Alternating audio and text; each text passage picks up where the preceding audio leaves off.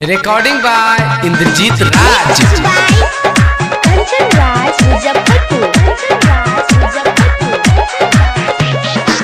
होते सवेरे पिया आयो तू घरवा, आयो तू घरवा पिया आयो तू घरवा।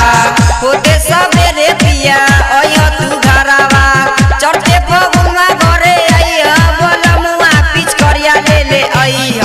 कटरा से सैया तू रंगवा ले ले आइया, कटरा से सैया तू रंगवा ले ले आइया। हो रंगवा ले ले आइया, तू रंगवा ले ले आइया, तू रंगवा ले ले आइया। मुजफ्फरपुर से सैया पिच करिया ले ले आइया, मुजफ्फरपुर से सैया पिच करिया ले ले आइया।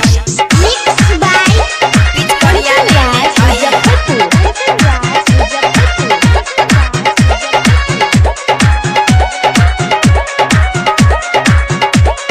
म्यूजिक बाय संजीत साजन।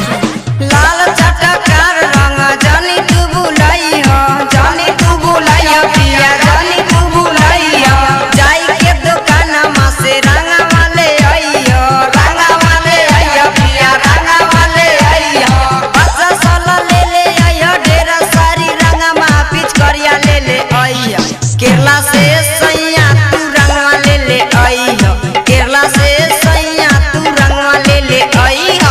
रंगवा ले ले आइयो, हो रंगवा ले ले आइयो, तू रंगवा ले ले आइयो। मुजफ्फरपुर से सैया पिच करिया ले ले आइयो, मुजफ्फरपुर से सैया पिच करिया ले ले आइयो। पिच करिया ले ले आइयो,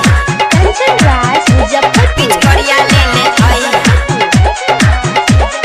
प्रेमी इंद्रजीत राजा जानी तू बुलाई हो, जानी तू बुलाई हो पिया, जानी तू बुलाई हो। सोनू सोनाला पिच करिया ले ले आई हो, पिच करिया ले ले आई हो, पिच करिया ले ले आई हो।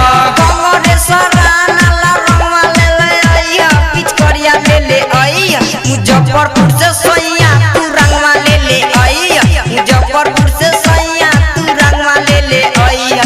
रंगवा ले ले आई हो, हो रंगवा ले ले आई हो, हो रंगवा ले ले आई हो। पुरबारा से सैया पिच करिया ले ले आई हो, मुजफ्फरपुर से सैया पिच करिया ले ले आई हो, मुजफ्फरपुर से